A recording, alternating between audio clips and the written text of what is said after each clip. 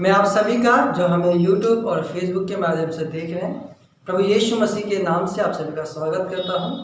आइए हम आज की आराधना भजन 46 को पढ़कर शुरू करेंगे। परमेश्वर हमारा शरण स्थान और बल है, संकट में अति सहज से मिलने वाला सहायक। इस कारण हमको कोई भय नहीं, चाहे पृथ्वी उलट जाए और पहाड़ समुद्र के बीच में डाल दिए जाए, चाहे समुद्र गरजे और फेन उठाए और पहाड़ उसकी बाढ़ से कांप उठे। एक नदी है जिसकी नहरों से परमेश्वर के नगर में अर्थात परम प्रधान के पवित्र निवास स्थान में आनंद होता है। परमेश्वर उस नगर के बीच में है, वह कभी टलने का नहीं। पाँव फटते ही परमेश्वर उसकी सहायता करता है। जाति जाति के लोग झल्ला उठे, राज्य राज्य के लोग डगमगाने लगे। वह बोल उठा और पृथ्वी पिघल गई। सेनाओं का यहोवा हमारे संग है, याकूब का परमेश्वर हमारा ऊंचा गढ़ है। आइए हम अपने सिरों को झुकाएं और परमेश्वर से प्रार्थना करें। हमारे स्वर्गीय दयालु महान परमेश्वर पिता, हम आपके सम्मुख आते हैं और प्रभु आपके नाम की स्तुति करते हैं, आपके नाम की महिमा करते हैं परमेश्वर, और धन्यवाद देते हैं प्रभु आज के इस दिन के लिए प्रभु, जबकि हम सब परमेश्वर आपकी आराधना करने के लिए प्रभु, आपके नाम की स्तुति और महिमा करने के लिए एकत्रित होते हैं प्रभु। होने दे प्रभु हमारे जीवन से आपके बड़े नाम को स्तुति और महिमा मिले परमेश्वर। प्रभु आप हमारी आराधना में शामिल हो परमेश्वर। होने दे हम पूरे हृदय से, पूरे मन की सच्चाई से परमेश्वर आपकी आराधना कर सके प्रभु जी, और आपकी उपस्थिति हमारे मध्य में हो प्रभु। आपका आत्मा हमारे हृदय में, हमारे मन में, हमारे जीवन में कार्य करे परमेश्वर। और प्रभु जी प्रार्थना करते हैं इस पूरी आराधना सभा के लिए प्रभु, इस पूरी आराधना सभा को परमेश्वर आपके हाथों में सौंपते हैं प्रभु। हर एक कार्य को परमेश्वर आपके हाथों में सौंपते हैं प्रभु। हर एक जन को प्रभु जो हमें देख रहे हैं, जो हमें सुन पा रहे हैं प्रभु, उन सभी को प्रभु आपके हाथों में सौंपते हैं परमेश्वर। आप प्रत्येक के जीवन में प्रभु अपना कार्य करना परमेश्वर। प्रभु होने दे कि जब हम आपके गीतों को गाते हैं परमेश्वर, आपके वचन को सुनते हैं प्रभु, और हर कार्य जो हम करते हैं प्रभु उसमें आप हमारी सहायता करें, और आपकी उपस्थिति हमारे मध्य में है प्रभु जी। प्रभु एक बार फिर से सब कुछ आपके हाथ में सौंपते हुए विनती प्रार्थना अपने उद्धारकर्ता मुक्तिदाता प्रभु यीशु मसीह के मीठे नाम से मांगते हैं, आमीन।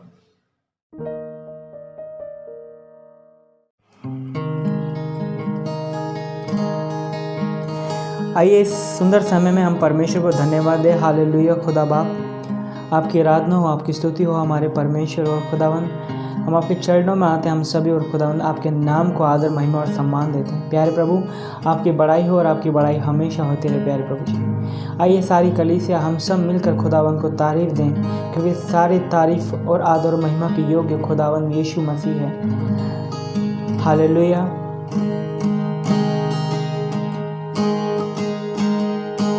यीशु मसीह तेरे जैसा है कोई नहीं, तेरे चरणों में झुके आसमान और महिमा गाए ज़मीन।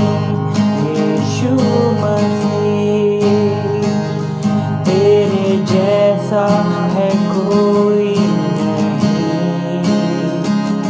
तेरे चरणों में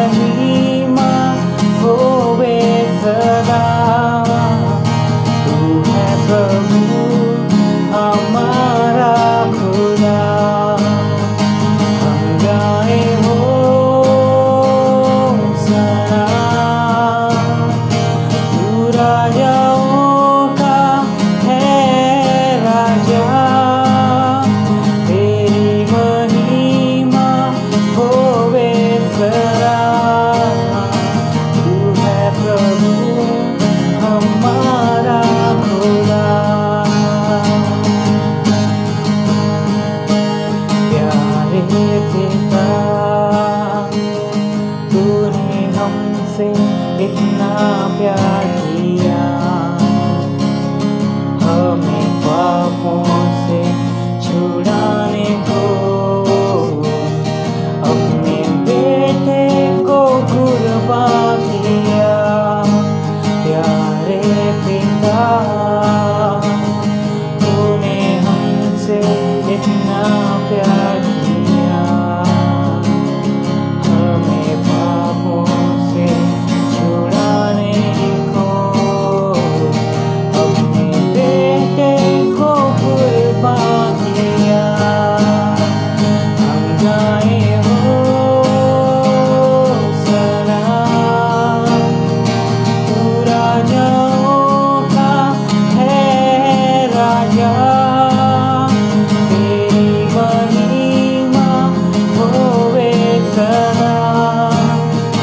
तू है प्रभु हमारा खुदा। हम गाए होसना,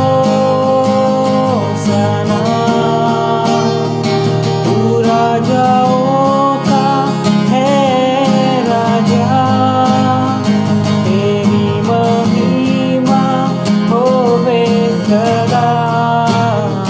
तू है प्रभु हमारा खुदा, तू है प्रभु हमारा खुदा, तू है प्रभु हमारा खुदा।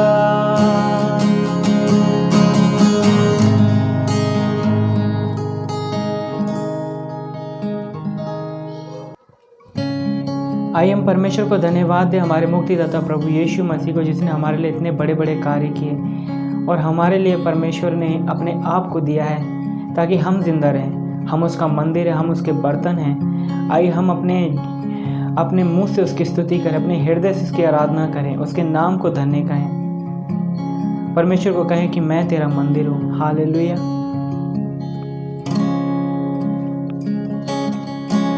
मैं मंदिर हूँ तेरा, जिंदा घर हूँ तेरा।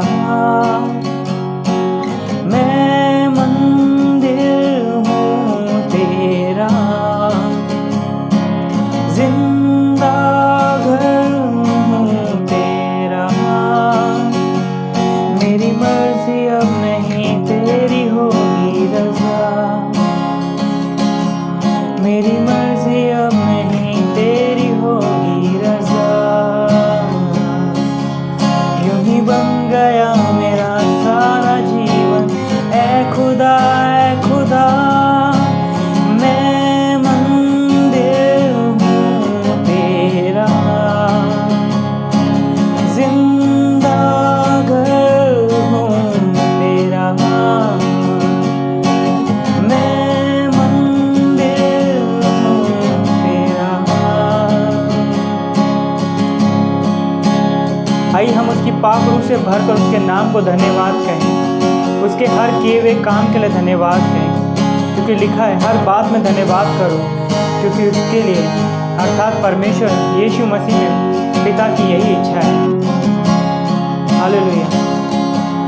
ऐ मददगार तुझसे है प्यार, ऐ पाक रूह पाक रूह।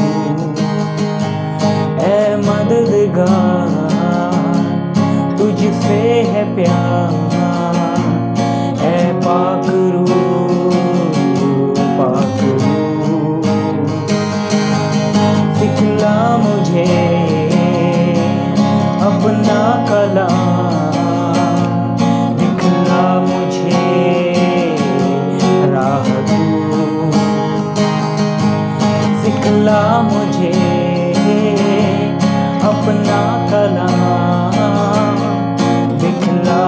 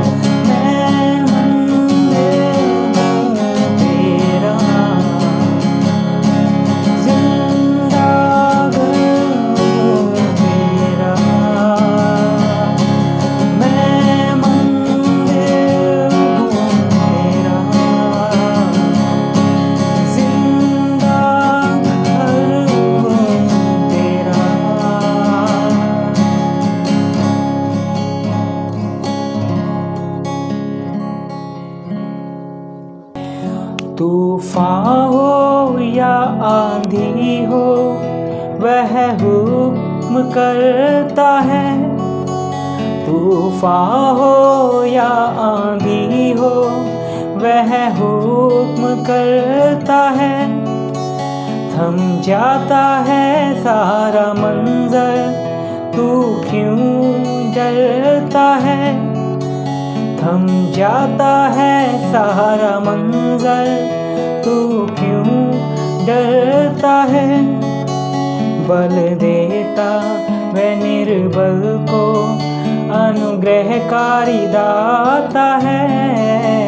बल देता वह निर्बल को, अनुग्रहकारी दाता है। आइए सब कहें, शब्द खुदावंद का जो टलता नहीं पर पूरा होता है।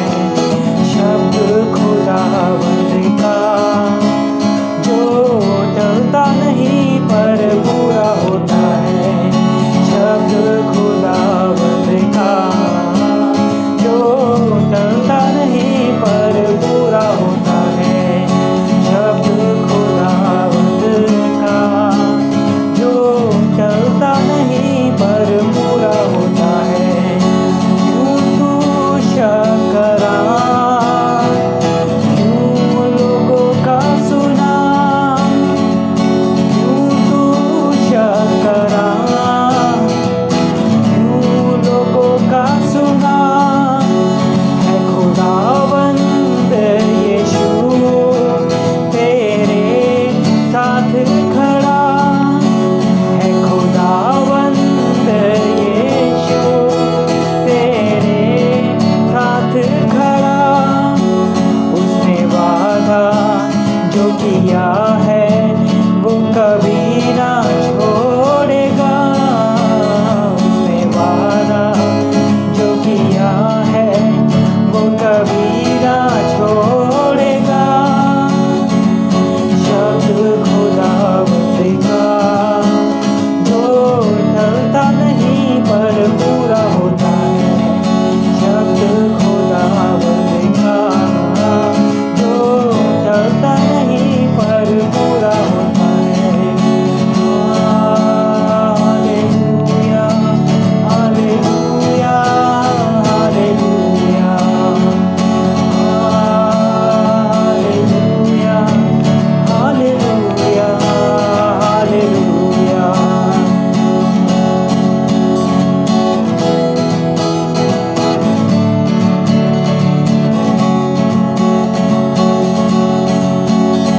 आइए उसके नाम को धन्यवाद कर उसके नाम को प्रस्तुत करें।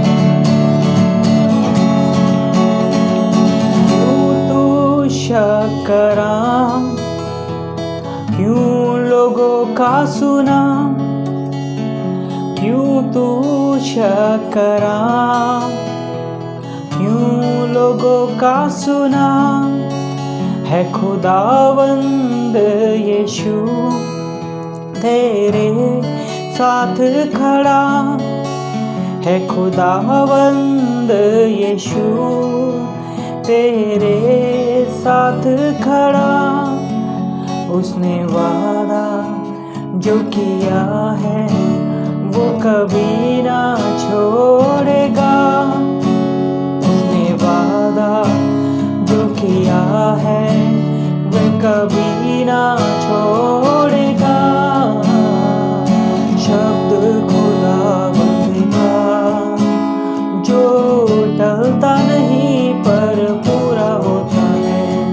शब्द खुदावंद का जो टलता नहीं पर पूरा होता है।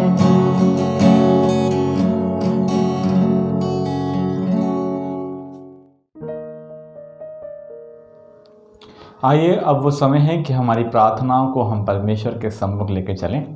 अपने हाथों को जोड़ेंगे, आंखों को बंद करेंगे और कहेंगे, हे जीवित परमेश्वर के पुत्र प्रभु यीशु मसीह, मुझ पापी पर दया करें। सर्वशक्तिमान परमेश्वर, मैं आपका धन्यवाद करता हूँ आज की इस सुबह के लिए, इस समय के लिए प्रभु। मैं धन्यवाद करता हूँ प्रभु कि आपने हमें एक बार फिर से मौका दिया है कि हम सभी मिल के प्रभु आपकी स्तुति और महिमा कर सकें। एक साथ प्रार्थना कर सकें अपने घरों में, और आपकी महिमा और स्तुति प्रभु जी हम आपको आदर के साथ कर सकें। मैं आपको धन्यवाद करता हूँ प्रभु कि हमें एक बार फिर से आपने मौका दिया है। हम आपके सम्मुख आते हैं इस मनसा से प्रभु कि हम अपने जीवन से, अपनी देह से प्रभु आपकी बड़ाई और आपकी महिमा कर सकें। आज का वचन प्रभु हमें सिखाए पिता परमेश्वर कि हम किस तरह से आपके नाम को प्रभु जी, आपके बड़े नाम को हम आदर दे सकें। मैं आपसे विनती करता हूँ प्रभु आप दया करें। इस समय हमारी प्रार्थना और धन्यवादों को हम आपके सम्मुख लेकर आते हैं प्रभु। मैं आपसे प्रार्थना करता हूँ, मैं आपका धन्यवाद करता हूँ यीशु कि आप हमारी प्रार्थनाओं को सुनते हैं, हाँ और आमीन में उत्तर देते हैं, क्योंकि आप हमारे जीवनों में बड़े आश्चर्य कर्मों को करते हैं। इसके लिए मैं आपका हृदय से धन्यवाद, क्योंकि आप अपने विश्वासियों पर जो आपको भरोसा रखते हैं, जो आपकी निरंतर सुधि प्रभु जी आपकी स्तुति करते हैं, जिनकी आप हमेशा सुधि रखते हैं प्रभु, उनके आप सदैव साथ होते हैं। इसके लिए प्रभु जी मैं आपका धन्यवाद करता हूँ। प्रभु हम आपके सम्मुख आते हैं यीशु, हमारी प्रार्थनाओं की ओर कान लगाएं और होने दे प्रभु कि हम अपने हृदय से आपका धन्यवाद कर सकें। प्रभु जी खास धन्यवादी हैं पिछले आराधना सभा के लिए कि हम आप सभी मिलकर प्रभु आपको महिमा देने पाए, आपके वचन को सीखने पाए, आपकी स्तुति करने पाए। इसके लिए हम प्रभु धन्यवादी हैं। धन्यवादी हैं पिता परमेश्वर कि हम दूसरों की सहायता आपके नाम से प्रभु जी कर पा रहे हैं। इसके लिए प्रभु जी हम धन्यवादी हैं कि पिता परमेश्वर हम लोगों को फूड हट के माध्यम से उनकी सहायता कर पा रहे हैं, जिससे प्रभु आपके नाम को महिमा और आदर मिले। प्रभु जी हम धन्यवादी हैं कि हमारे तमाम चर्च के लोगों को प्रभु आपने संभाले रखा। इसके लिए मैं धन्यवादी हूँ कि हर एक को आपने स्वस्थ रखा है, हर एक चीज़ से प्रभु आपने उन्हें बचाए रखा है, इस महामारी से बचाए रखा है, और इस दौरान भी प्रभु जी वो आपको महिमा दे और आदर दे पा रहे हैं। इसके लिए प्रभु जी हम आपका धन्यवाद करते हैं। धन्यवादी हैं पिता परमेश्वर जो लोग आपने अपनी सेवा में दिए हैं प्रभु, जो डॉक्टर्स हैं, जो नर्सिस हैं पिता परमेश्वर, जो अपने कार्य को भरपूरी के साथ प्रभु कर रहे हैं उन लोगों के बीच में जो इस बीमारी से ग्रसित हुए हैं, उन सभी को प्रभु आपने सहायता, उनके जीवन के लिए प्रार्थना करते प्रभु आप उन सभी के साथ हों। उनसे प्रभु आप सहायता करें, मदद करें, ताकि वो इस माध्यम से प्रभु आपको महिमा देने वाले बन सकें। प्रार्थना करते परमेश्वर आप सहायता करें, मदद करें। धन्यवादी हैं इन तमाम बातों के लिए प्रभु, और ख़ासकर हम धन्यवादी हैं प्रतीक के परिवार के लिए, प्रतीक के जीवन के लिए प्रभु। जो भी कार्य उसके घर में होना था प्रभु वो हो सका। इसके लिए हम धन्यवादी हैं प्रभु कि आपने उसे एक ऐसा समझ और ज्ञान दिया जिससे प्रभु इन तमाम कार्यों में वो बढ़ चढ़ के हिस्सा ले पाया। इस समय पिता परमेश्वर हम धन्यवादी हैं बहन उषा के परिवार के लिए, भाई संतोष के परिवार के लिए। धन्यवादी हैं प्रभु कि वो सही सलामत वापस हमारे बीच आ सके, और हम धन्यवादी हैं प्रभु आपने उनके आने और जाने में आपने मदद करी, उन्हें आप संभाला। इसके लिए प्रभु जी हम आपका हृदय से धन्यवाद करते हैं। और धन्यवादी हैं भाई आकाश के जीवन के लिए। धन्यवादी हैं प्रभु कि वो भी सही सलामत जहाँ से पहुँचना था प्रभु वो पहुँच सका। क्वारंटाइन के जो दिन थे प्रभु वो पूरे हो सके। इसके लिए पिता परमेश्वर मैं आपका धन्यवाद करता हूँ। धन्यवाद करता हूँ कि आपने उसे हर एक मुसीबत से बचाया और सही सलामत वो जिस जगह पर था वहाँ पर पहुँच सका। इसी प्रकार हम धन्यवादी हैं वर्षा के जीवन के लिए प्रभु कि आपने उसके जीवन में नए वर्ष को जोड़ा।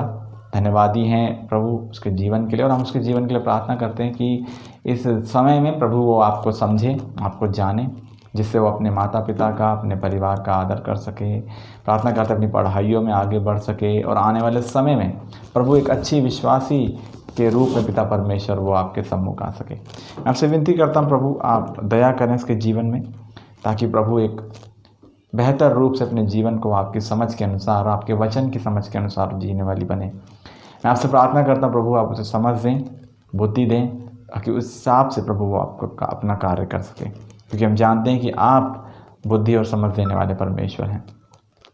इसी प्रकार पिता परमेश्वर हम प्रार्थना करते हैं भाई विशाल के लिए। धन्यवादी हैं कि आपने उसे एक बड़े हादसे से बचाया।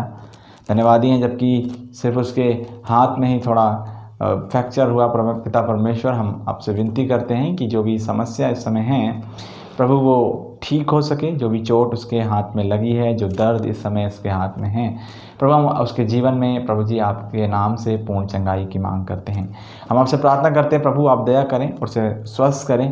जो भी दवाइयाँ वो खा रहा है उस माध्यम से भी प्रार्थना करते प्रभु आप उसकी सहायता करें, ताकि वो स्वस्थ हो और उसी हाथों से प्रभु आपको महिमा दें। हम प्रार्थना करते हैं परमेश्वर आप सहायता करें। उसकी पत्नी संगीता के लिए हम आपसे प्रार्थना करते हैं कि इस समय में, जबकि समय बहुत निकट है प्रभु, हम प्रार्थना करते हैं कि आप दया करें, ताकि प्रभु जी इस समय में आप उसे संभालें, ताकि पिता परमेश्वर के जीवन में एक हर्ष और एक उत्साह, आनंद पिता परमेश्वर आपकी महिमा के साथ आ सके। प्रभु जी इस बच्चे को आप स्वस्थ करें, स्वस्थ रखें, ताकि प्रभु जब उस दुनिया में आता है तो प्रभु उस माध्यम से हम सभी मिलके आपको महिमा और आदर देने वाले बने। आपसे प्रार्थना करते हैं प्रभु इस अवस्था में आप उसे संभालें। प्रार्थना करते हैं भाई संतोष के लिए, भी धीरज के पापा के लिए प्रार्थना करते हैं, जबकि उनकी तबीयत ठीक नहीं है प्रभु, चेहरे पर सूजन है और कई जगह से सूजन से हैं प्रभु जी। हम आपसे विनती करते हैं कि आप उन्हें भी संभालें और पूर्णतः रूप से प्रभु आप उन्हें स्वस्थ करें। प्रभु जी हम प्रार्थना करते हैं आप उनकी सुधि लें, उनकी सहायता करें।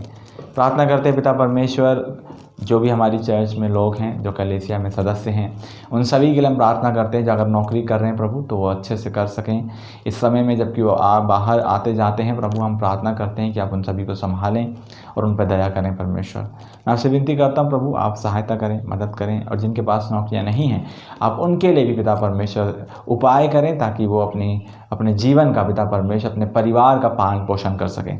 प्रार्थना करते हैं प्रभु बच्चों के लिए, जवानों के लिए जो पढ़ रहे हैं, उन सभी के लिए हम आपसे प्रार्थना करते हैं आप सहायता करें, जो भी एडमिशन्स होने हैं वो हो सकें, जो एग्ज़ाम्स लिख रहे हैं उनके एग्ज़ाम्स हो सकें, और प्रभु जी जो ऑनलाइन क्लासेस प्रभु जी इस समय चल रही हैं स्कूलों की, उसमें भी प्रभु जी वो उत्साहित रूप से प्रभु जी भाग लेने वाले बने। हम आपसे विनती करते हैं हम सभी मिलकर इन बातों में आपकी महिमा और आपको आदर दे सकें। हम आपसे प्रार्थना करते हैं हमारी प्रार्थना को सुने, हाँ और आमीन में उत्तर दें। हमारे तमाम गुनाहों को पिता परमेश्वर आप क्षमा करें। सब कुछ हम आपके हाथों में समर्पित करते हैं। मैं विनती करता हूँ प्रभु, और मैं विश्वास करता हूँ कि आपने मेरी प्रार्थना को सुना है। धन्यवादी हैं आज की सभा को, आज के वचन को आपके हाथों में समर्पित करते हैं। हम मुझ में से सीखने वाले बने और आपको महिमा देने वाले बने। धन्यवादी हैं इस प्रार्थना के लिए और धन्यवादों के लिए। प्रभु यीशु मसीह के नाम से इस प्रार्थना को मांगते हैं, आमीन। आइए हम प्रभु की प्रार्थना में चलें। हे हमारे पिता, आप जो स्वर्ग में हैं, आपका नाम पवित्र माना जाए, आपका राज्य आए, आपकी इच्छा जैसी स्वर्ग में पूरी होती है वैसे पृथ्वी पर भी हो।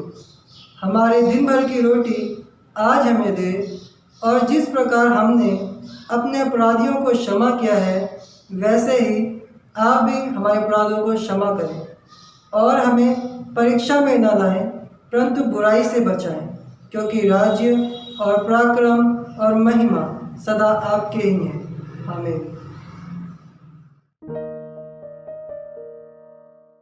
हेलो बच्चों, आप सभी को जय मसीह की।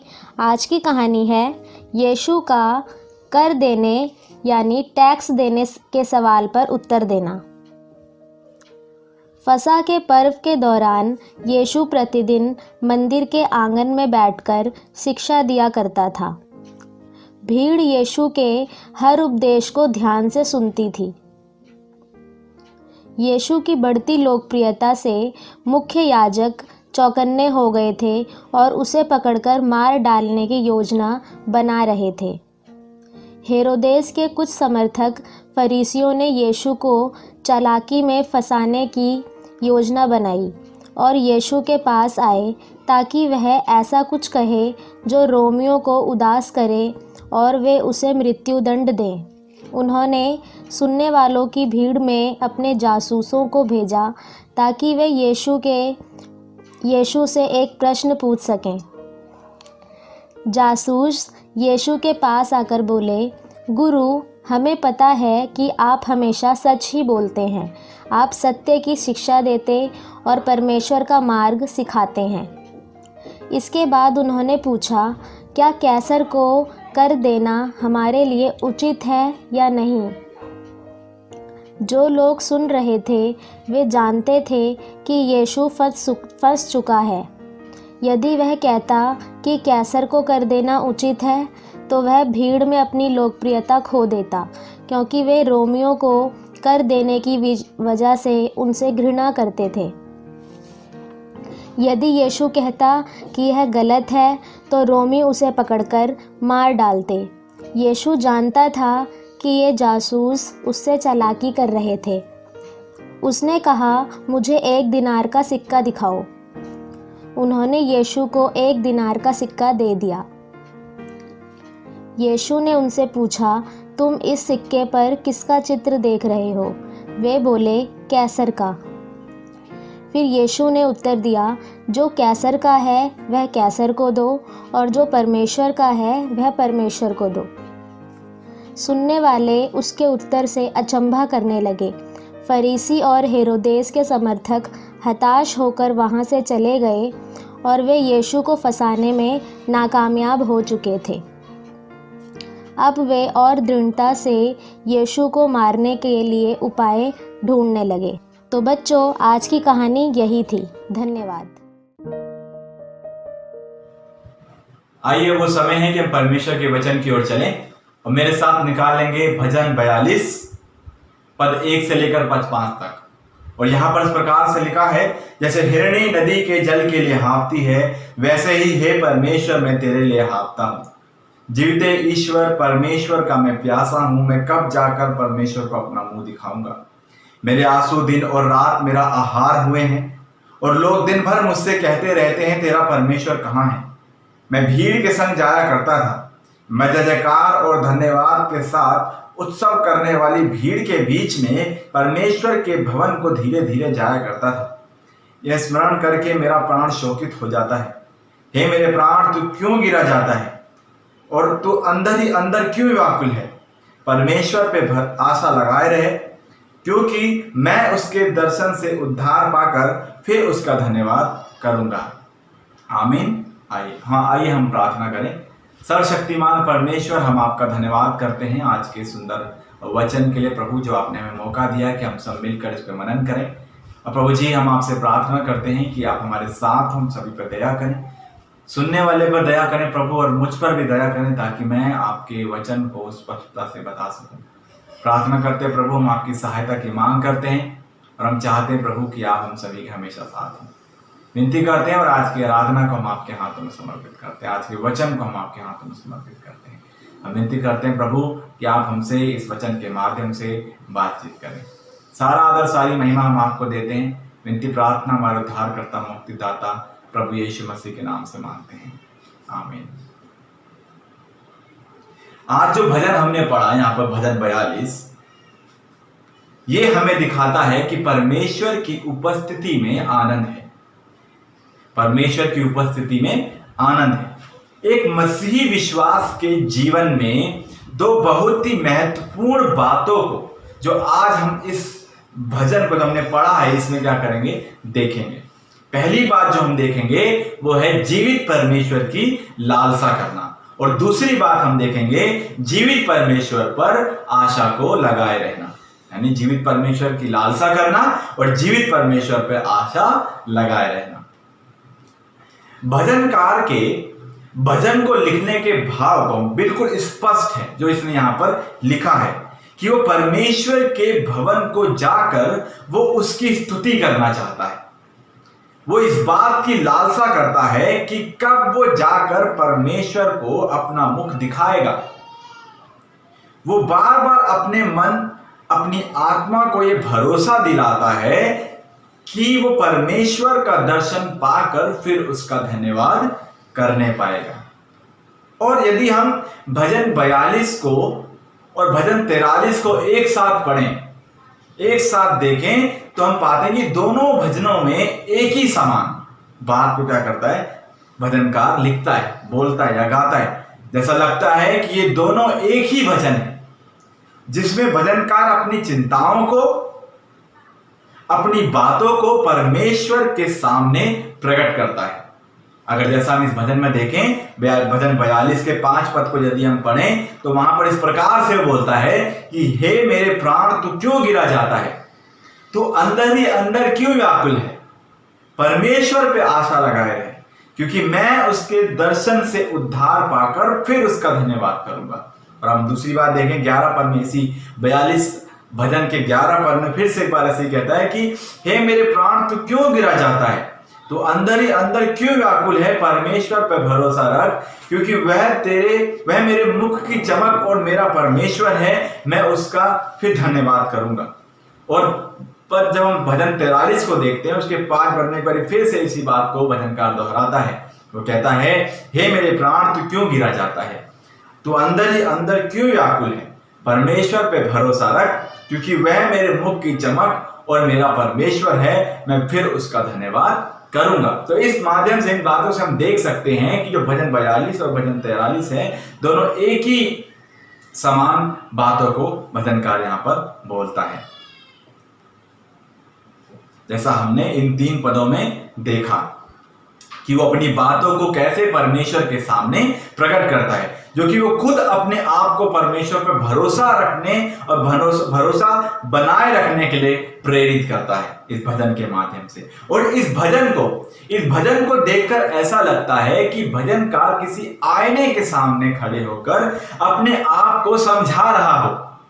वो अपनी आत्मा को पूरी तरह से संतुष्ट करना चाहता है कि वो अपनी आशा को, अपने भरोसे को परमेश्वर में लगाए रहे। वो इस बात का आश्वासन देता है कि परमेश्वर की उपस्थिति में आनंद है, परमेश्वर की हजूरी में आनंद की भरपूरी है। वो इस बात को अपने आप को याद दिलाता है कि भले उसके जीवन में व्याकुलता है, चिंता है, उसका प्राण गिरा जाता है, वो संकट में है, वो बंधुआई में है, लेकिन फिर भी परमेश्वर अपनी उपस्थिति को उसके बीच में प्रकट करेगा। वो इस बात को अपने आप को क्या करता है, याद दिलाता है। और वो इन सारी बातों को जो उसने यहां पर कही इसलिए प्रकट करता है क्योंकि वो संकट में और बंधुआई में है, क्योंकि इसीलिए वो इस परिस्थिति में अपने आप को परमेश्वर के सामने प्रकट करता है और परमेश्वर से मिलने और इसकी आराधना करने के लिए ललाहित होता है भजनकार, जो यहां पर लिख रहा है। आइए हम पहली बात को देखें। जैसा मैंने बताया, जीवित परमेश्वर की लालसा करना, पद 1 से लेकर पद 3 में भजनकार यहां पर अपने प्रेम को परमेश्वर के प्रति बहुत ही अद्भुत तरीके से एक उदाहरण के साथ यहां पर क्या करता है, प्रस्तुत करता है, बताता है। वो अपने इंतजार को परमेश्वर के सामने प्रकट करता है। वो अपने जीवन की लालसा को जो जीवित परमेश्वर की ओर है उसकी ओर प्रकट करता है एक उदाहरण के साथ। और वो उदाहरण क्या लेता है यहाँ पर, किस प्रकार से अपनी तुलना को यहाँ पर वो करता है। यदि हम पहले पद को पढ़ें तो वो कहता है कि जैसे हिरणी नदी के जल के लिए हाँफती है, वैसे ही हे परमेश्वर मैं तेरे लिए हाँफता हूं। वो अपनी तुलना यहाँ पर एक हिरणी जो नदी के जल के लिए प्यासी, उसके लिए हाँफती है, उसके समान अपनी तुलना को यहां पर क्या करता है, भजनकार करता है। भजनकार अपने परमेश्वर से मिलने की चाह में, उसकी आराधना करने की चाह में वो अपनी तुलना एक प्यासी हिरणी के समान करता है जो जल ना मिलने के कारण से हाँफती है। और वो क्यों इस प्रकार से लिखता है, इसे जानना बहुत जरूरी। वो क्यों इस प्रकार से इस बातों को लिखता है, इस पद को लिखता है, क्योंकि वो परमेश्वर की आज्ञाओं का और उसके वचन का प्यासा है। तभी वो इस बात को यहां पर क्या करता है, लिखता है कि वो परमेश्वर की आज्ञाओं का और उसके वचन का भजनकार क्या है, प्यासा है। वो उससे मिलने के लिए बेताब है, इसीलिए वो इस बात को यहां पर क्या करता है, लिखता है। वो परमेश्वर के लिए, उसकी उपस्थिति के लिए हाँफता है। जैसा वो भजन 119 के 131 पद में भी कहता है कि मैं मुंह खोलकर हाँफने लगा, क्योंकि मैं तेरी आज्ञाओं का प्यासा था। वो इस बात को यहां पर प्रकट करता है। वो अपने जीवन में जीवित परमेश्वर की आज्ञाओं के लिए प्यासा है।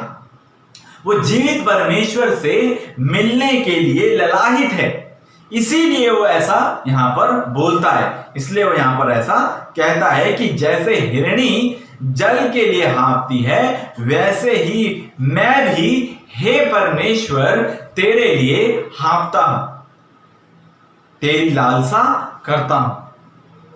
और इस बात को जो उसने यहां पर लिखी है, हमें अगर एक उदाहरण के रूप में इसको देखें, जैसे यदि किसी व्यक्ति को कई दिनों तक पानी के लिए, पीने के लिए पानी ना मिले तो उसकी क्या हालत हो जाएगी, इस बात का हम खुद अंदाजा लगा सकते हैं। यदि एक व्यक्ति को काफी समय तक पीने के लिए पानी ना मिले तो उसकी क्या हालत हो जाएगी, हम इस बात का अंदाजा अपने आप में लगा सकते हैं। जैसे एक शरीर को स्वस्थ रखने के लिए के लिए पानी की जरूरत है, वैसे ही हमें हमारी आत्मा को स्वस्थ रखने के लिए परमेश्वर के वचन की जरूरत है, परमेश्वर के वचन की सहायता की जरूरत है। हमें उसके सम्मुख आने की जरूरत है, उसके पास आने की जरूरत है, जिसकी बात भजनकार अपने भजन में बार बार इस बात को क्या करता है, बताता है, वो बोलता है।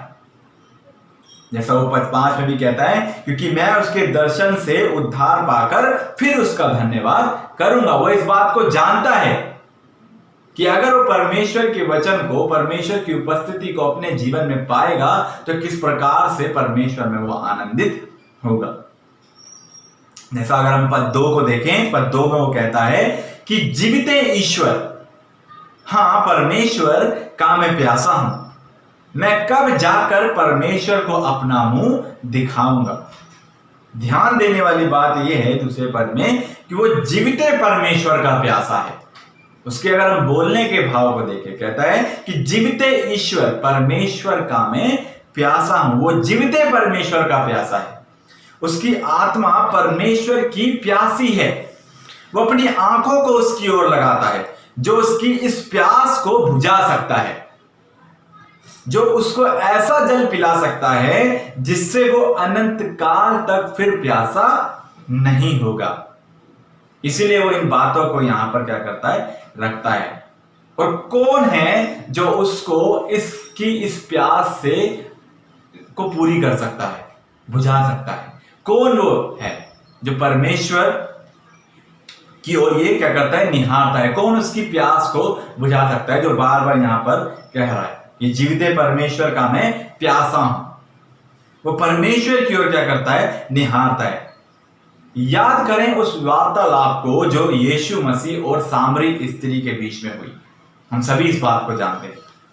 यीशु वहां पर क्या कहते हैं, देखें यूहन्ना रचित सुसमाचार 4 अध्याय के 14 पद में। वहां पर वो कहते हैं, परंतु जो कोई उस जल में से पिएगा जो मैं उसे दूंगा, वह फिर अनंत काल तक प्यासा ना होगा, वरन जो जल मैं उसे दूंगा वह उसमें एक सोता बन जाएगा जो अनंत जीवन के लिए उमड़ता रहेगा। यदि हम कल्पना करें, यदि हम देखें, तो उस स्त्री की हालत प्रभु यीशु मसीह से मिलने से पहले उस व्यक्ति के समान रही होगी जैसे वो किसी रेगिस्तान की गर्मी में खो गया हो। रेगिस्तान की गर्मी की लहरों के अंदर में मानो तालाब और नदियों के दृश्य नाचते हुए उसको दिखाई देते हो, दिखाई पड़ते हो। और उस परिस्थिति में जल की लालसा मानो जैसे सूखी जीभ पर एक चम्मच पानी किसी सोने से भी अधिक मूल्य रखता हो। ऐसी परिस्थिति उस समय उसकी रही हो। और जब प्रभु यीशु मसीह से उसकी भेंट होती है तो उसे इन तमाम बातों का उत्तर क्या करता है, मिल जाता है। और ऐसी परिस्थिति में जब उसको ऐसा जल पीने को मिलता है जो उसको फिर अनंत काल तक प्यासा ना होने देगा, तो उसका आनंद कुछ और ही होगा। और इसी चाह में भजनकार अपनी आंखों को, अपने आप को, अपनी आत्मा को, अपने भरोसे को परमेश्वर की ओर लगाते हुए ये बोलता है कि जीविते परमेश्वर का मैं प्यासा हूं। क्योंकि वो इस बात को जानता है कि यदि वो परमेश्वर की उपस्थिति में आएगा तो उसके सारे जो उसकी प्यास है उसके प्रति परमेश्वर उससे उसे संतुष्ट करेगा। उसको, उसके संकट को, इसकी परेशानी को परमेश्वर आनंद में बदल देगा, जैसा उस स्त्री के साथ हुआ जिसने प्रभु यीशु मसीह को पाया। और उसने, सिर्फ उसने ही नहीं इस प्रभु यीशु मसीह को पाया, परंतु उसके समस्त गांव ने भी प्रभु यीशु मसीह को पा लिया। और यहां पर भी भजनकार परमेश्वर को अपना मुख दिखाने की बात करता है, क्योंकि वो जानता है कि जब वो प्रभु की संगति में जाएगा तो उसका जीवन आनंद से भर जाएगा। और सिर्फ इतना ही नहीं, परंतु एक ऐसा सोता बन जाएगा जिसके कारण दूसरे लोग भी उससे आशीष को पाएंगे, जैसा उस वक्त उस स्त्री के साथ हुआ। जैसा प्रभु यीशु मसीह ने कहा कि वो उसमें एक सोता बन जाएगा जो अनंत जीवन के लिए उमड़ता रहेगा।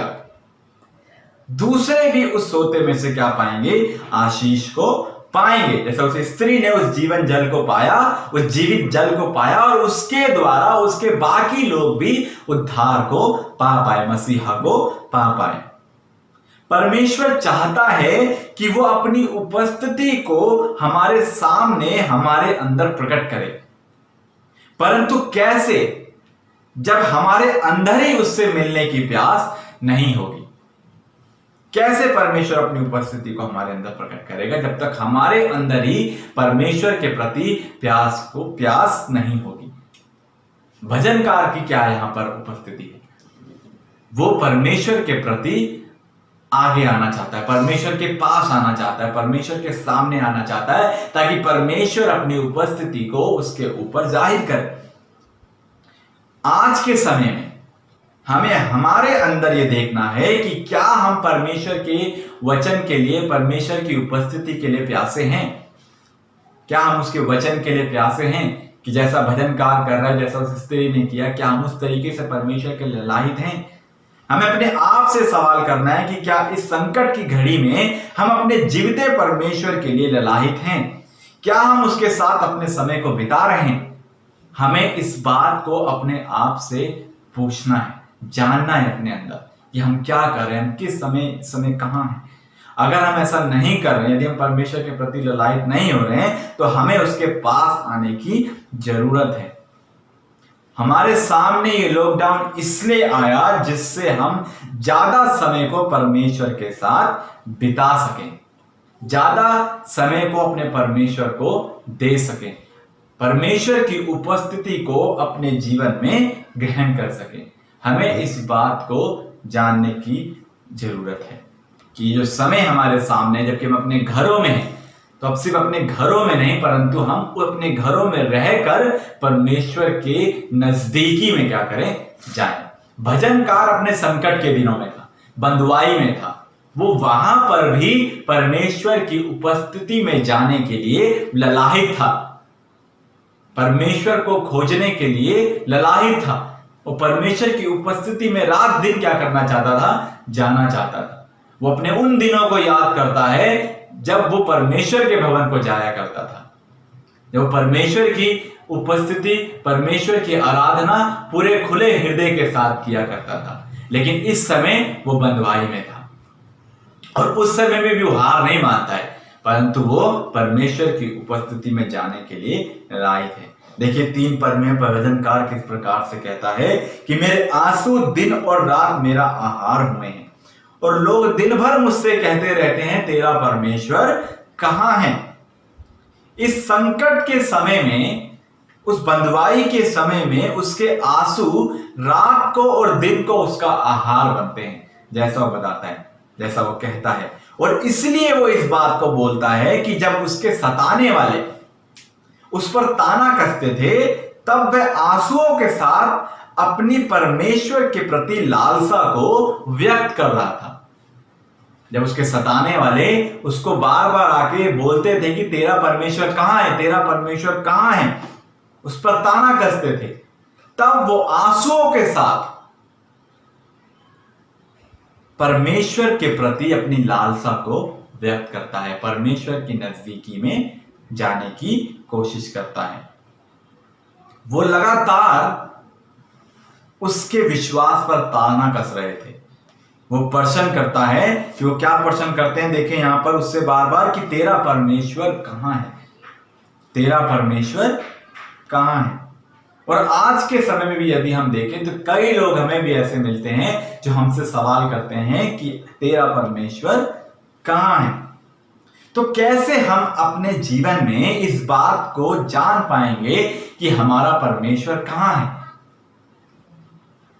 कहां है हमारा परमेश्वर।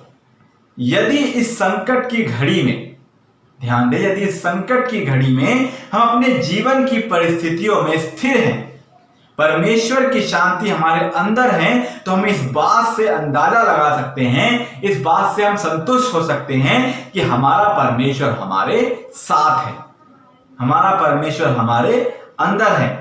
क्योंकि भजनकार भी अपने संकट की घड़ी में अपने भरोसे को परमेश्वर की ओर बनाए रखता है, उनके सवालों से घबराता नहीं है। परंतु वो इस सवाल के साथ परमेश्वर के सामने उपस्थित होता है और वो जानता है कि उसके सारे सवालों का जवाब परमेश्वर की उपस्थिति में मिलेगा। इसीलिए भजनकार अपने संकट की घड़ी में अपने भरोसे को परमेश्वर की ओर बनाए रखता है। और यदि हम प्रभु यीशु मसीह की ओर देखें, परमेश्वर की ओर देखें, तो हम पाते हैं कि प्रभु यीशु मसीह ने क्या कहा। यूहन्ना रचित सुसमाचार 14 अध्याय के 7 से 11 पद में वहां पर प्रभु यीशु मसीह इस प्रकार से कहते हैं, यदि तुमने मुझे जाना होता तो मेरे पिता को भी जानते और अब उसे जानते हो और उसे देखा भी है। फिलिप्पुस ने उससे कहा, हे प्रभु, पिता को हमें दिखा दे, यही हमारे लिए बहुत है। यीशु ने उससे कहा, हे फिलिप्पुस, मैं इतने दिनों से तुम्हारे साथ हूं और क्या तू मुझे नहीं जानता? जिसने मुझे देखा है उसने पिता को देखा है। तो क्यों कहता है कि पिता को हमें दिखा दे? क्या तू विश्वास नहीं करता कि मैं पिता में हूं और पिता मुझ में है? ये बातें जो मैं तुमसे कहता हूं अपनी ओर से नहीं कहता, परंतु पिता मुझ में रहकर अपने काम करता है। मेरा विश्वास करो कि मैं पिता में हूं और पिता मुझ में है।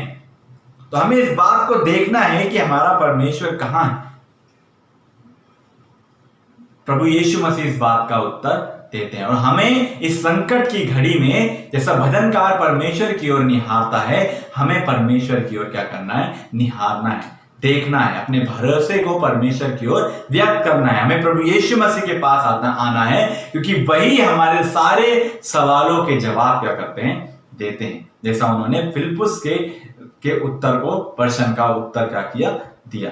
और मैं हमारे प्रभु का धन्यवाद करता हूं कि परमेश्वर हमें जानता है और हम उसे जानते हैं, क्योंकि जिसके पास यीशु है उसके पास परमेश्वर पिता भी है। तो यदि हमसे अगर आज के संकट के दिनों में कोई पूछता है कि तेरा परमेश्वर कहां है, तो हमें उन्हें बताना है, परमेश्वर के पास लाना है और दिखाना है कि हमारा परमेश्वर कहां है। आइए अगली बात को देखें, जीवित परमेश्वर पे आशा लगाए रहना। अगली बात जो है वो है जीवन में परमेश्वर पर आशा लगाए रहना। हमें अपने जीवन में परमेश्वर पर अपनी आशा को बनाए रखना है, जैसा भजनकार करता है। पद 5 में वो कहता है कि हे मेरे प्राण, तू क्यों गिरा जाता है? तू अंदर ही अंदर क्यों व्याकुल है?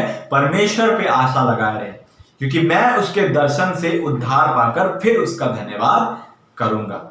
वो अब इस पद के अनुसार अपने आप को एक आशा की ओर लेकर जाता है, जो कि वो परमेश्वर के दर्शन में देखता है। वो परमेश्वर के दर्शन से उद्धार पाकर फिर उसका धन्यवाद करेगा। इस बात को अपने इस भजन में क्या करता है?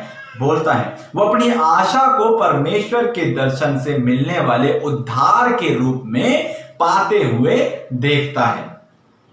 और परमेश्वर का वचन इस बात को हमें बताता है कि किसी दूसरे के द्वारा उद्धार नहीं है, क्योंकि स्वर्ग के नीचे और मनुष्यों में कोई दूसरा नाम नहीं दिया गया जिसके द्वारा हम उद्धार पा सकें।